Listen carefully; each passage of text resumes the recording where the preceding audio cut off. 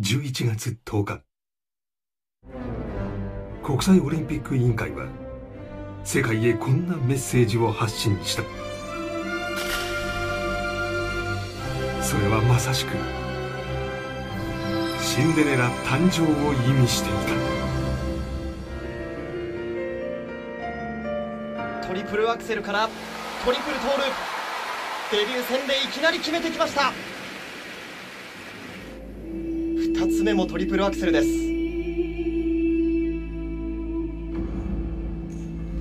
ここもしっかり成功。超高難度のジャンプで驚異の得点を叩き出し、日本人初の快挙を成し遂げた。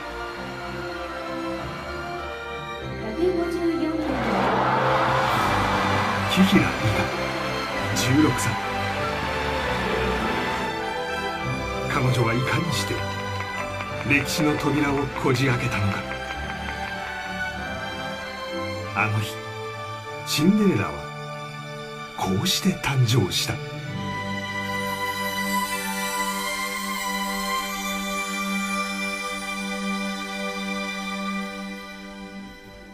快挙から遡ること1ヶ月。グランプリシリーズへようこそ。シニア1年目、どんな思いですか？すごいワクワクするし、頑張りたいなと思ってます。大変ですね。今年シニアとしての世界デビューを控えた紀平は松岡にその抱負をこう語った。頑張らないと、戦っていけないぐらいすごく本当に点数もたくさんの選手が出てきているので、さらに上を常に目指していきたいっていうふうに思います。迎えたグランプリシリーズデビュー戦 NHK 杯。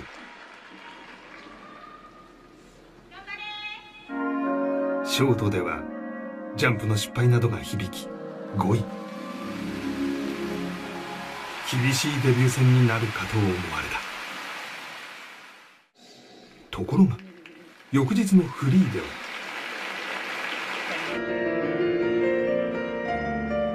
トリプルアクセルからトリプルトール、デビュー戦でいきなり決めてきました。演技冒頭から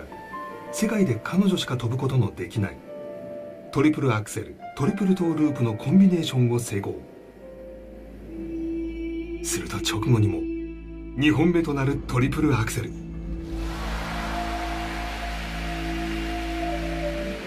その後もミスのない完璧な滑りを見せた紀平。2位に10点以上の差をつける圧巻の演技でショート5位からの逆転優勝。シリーズデビュー戦での優勝は日本人初の快挙だった。この劇的な優勝の原動力となったトリプルアクセル。そのルーツについて紀平は何歳ぐらいに私はトリプルアクセル飛びたいんですって思ったのはいつぐらいなんですか？中学生に入ったぐらい。中学生入ってコーチいつってトリプルアクセル飛ばしてくださいっていう感じですか？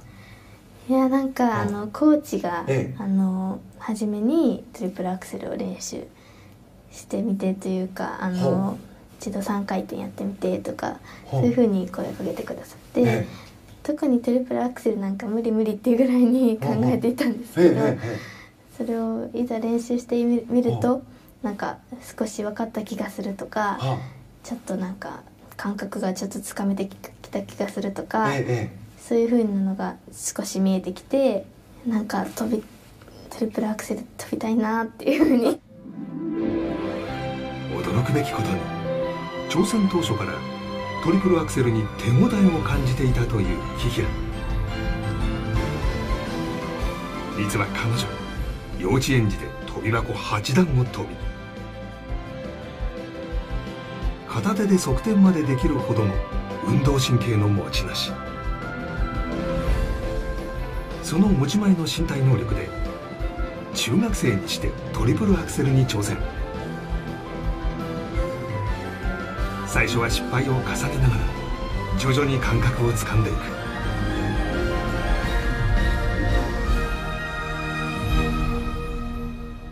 そして2016年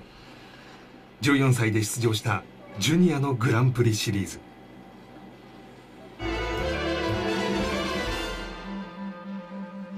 いったー、着氷しました。いきましたね、トリプルアクセル。公式戦で初めてトリプルアクセルを成功。これは当時の史上最年少記録だった。しかし紀平の進化はこれだけにとどまらない。さらに世界を驚かせたのは去年のジュニアグランプリファイナル。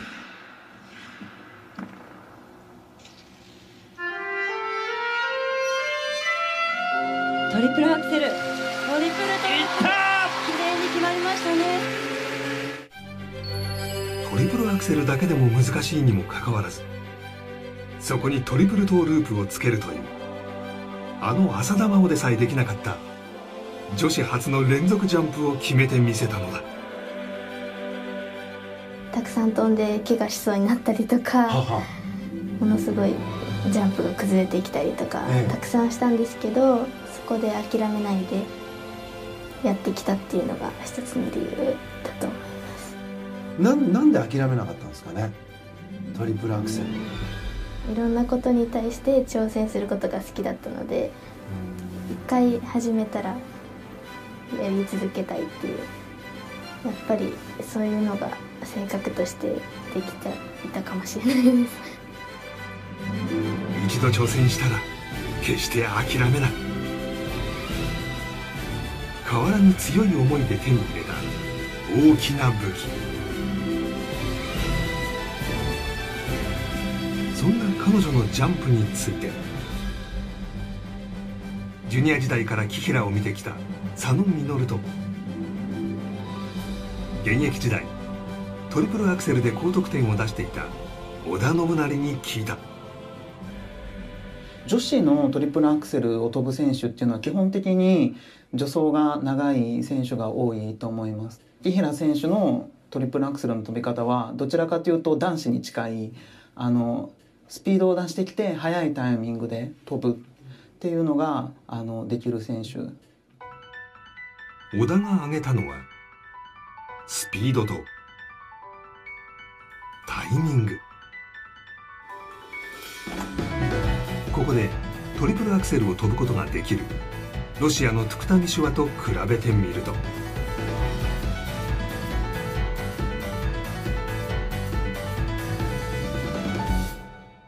左側の紀平に注目。踏切の体勢に入ってから2秒かからずジャンプしているのに対し、トゥクタミシュワが飛び上がるのは 2.5 秒後。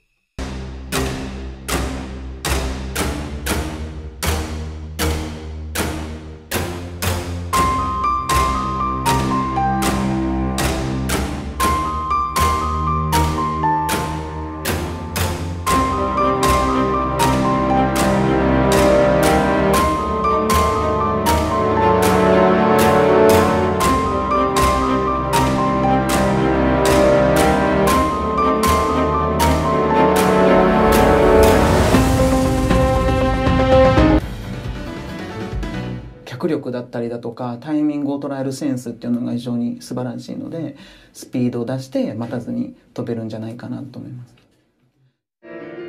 一方、佐野が注目したのは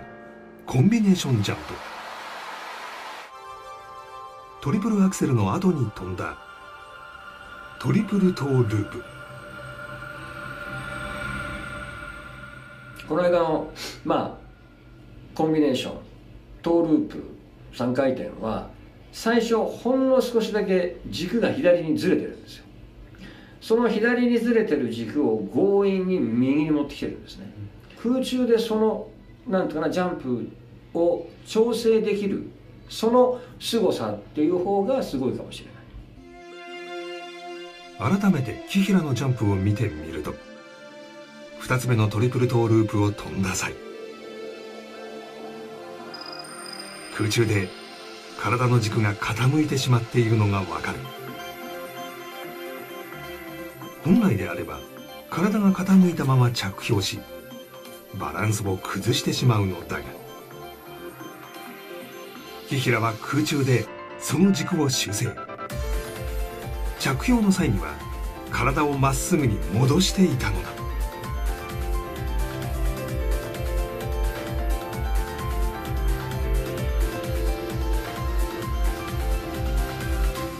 難しいと思う。一旦軸がずれてしまった3回転を右に持ってくるっていうのは、それを試合でやったので、彼女はこの子はすごいってやっぱり思いましたね。重圧のかかる本番の舞台で瞬時に見せた修正能力。こうした動きができる要因を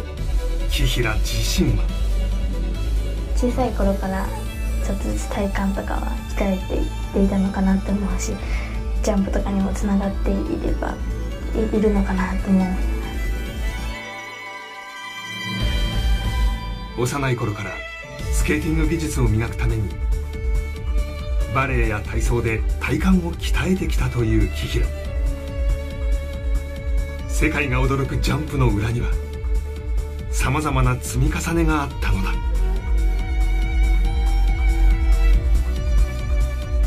こうして手にした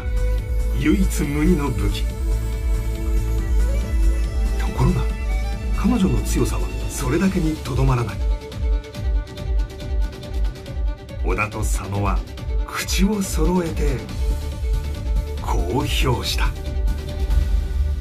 トリプルアクセルだけがなんかな注目されがちなんですけれども、実はそのトリプルアクセル以外のところでも全部いいんだよっていうのがスコアとして残っちゃってますんで、減点する要素が演技の中でほとんどやっぱりないので、そういう意味でもすごくクオリティの高い演技ができる選手だと思います。これは紀平の NHK 杯フリーの得点表。注目すべきは GOE 出来栄え点と呼ばれるスコア。それぞれの技が持つ基礎点の他にその演技の出来栄えに対して加点減点される。冒頭2つのトリプルアクセルには2点台後半から3点台と非常に大きな加点が与えられているが、実はその後の演技にも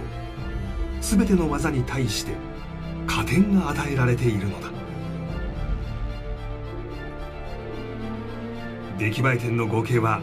18.42。 2位を大きく引き離しトップ。結果技術点は今シーズンの女子最高となる 87.17。 実はこの数字 NHK 杯の男子で比べてみても宇野昌磨に続く2番目の高得点なのだ。他のジャンプの確率も上げることも大事で、やっぱり安定感がこれから絶対にいるんじゃないかなって思ったので、あとはステップとスケーティングも本当にたくさん練習してきて、シニアで見ても悪くないような演技に仕上げたいと思ってるので、